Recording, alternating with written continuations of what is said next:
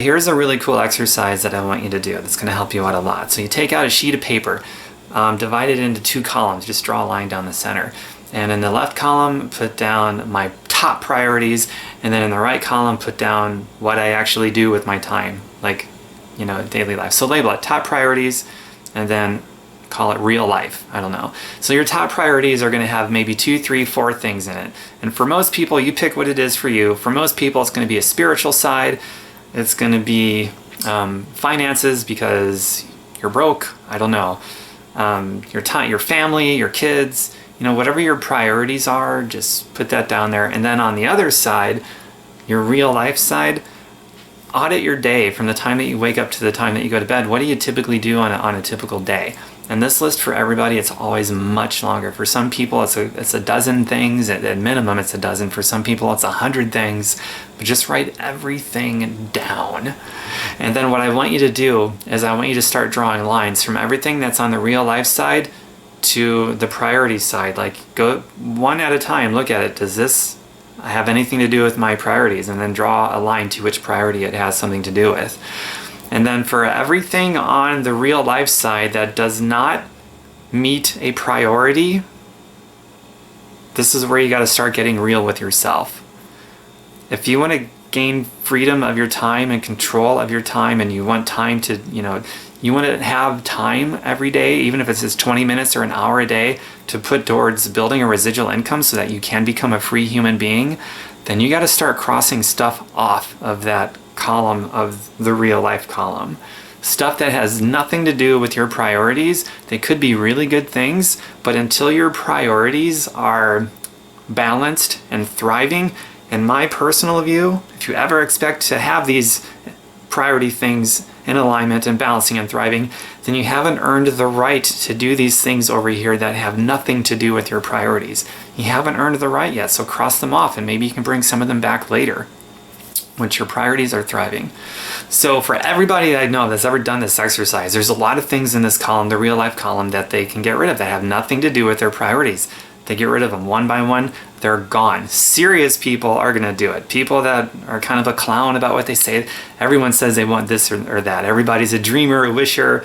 But how many people actually take the next step further and do what it takes to make the dreams and their wishes a reality?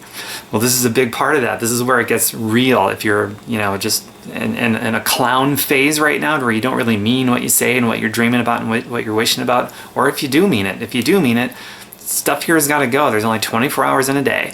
You got to sleep, you got to eat, you got responsibilities, you got your priorities. There's stuff over here that just has to go. Otherwise, you're not going to fit in any time to build something up residually that will set you free. I can't stress that enough, that it's so important. So get rid of some stuff over here and bring it back later if you want, after this column of your priorities is in order. So that's going to be the best way to get some time every day that you can spend on a home business that you really believe in, that you can build it up residually so that you can be set free. Just get rid of stuff over here and swap out that time for something that, like, a new priority could be my business, because my business is going to help all these other things in my priority finally be able to happen, right? You got to connect the dots between your business and your dreams and funding this and opening up time for that. Like, your business is the ultimate resource.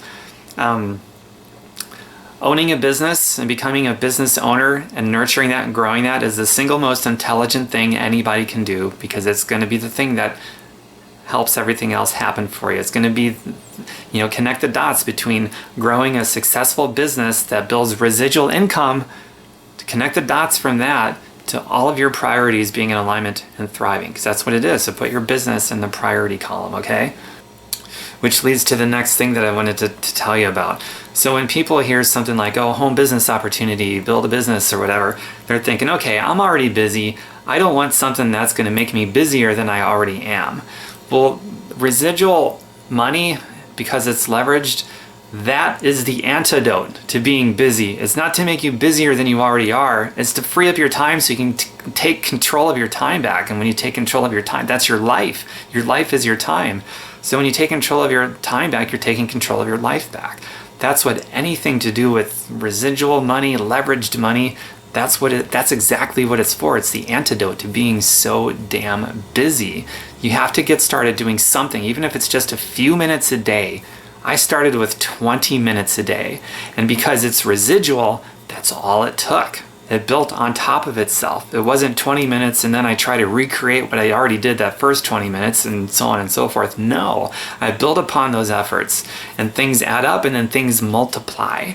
And eventually I'm free. It took me personally, it took 2.5 years to achieve that milestone of freedom and independence and no longer needing a job anymore and being covered financially anyway.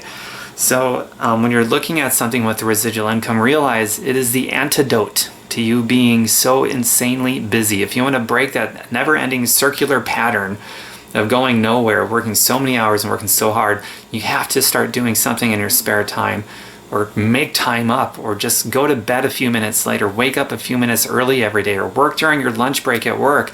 Even if it's just a few minutes a day, you've got to start doing something that is leveraged at least a few minutes a day if you ever expect to get out of that really frustrating, never-ending pattern of going nowhere, that hamster wheel paycheck. Okay, spent a few minutes on that because that's important. Here's a happy note. Someone said, I like working for myself. I love what I do, and the kids love me. Right on. Ooh, perfect follow-up question to the last one from a different person. But how do I fit this into a hugely busy schedule?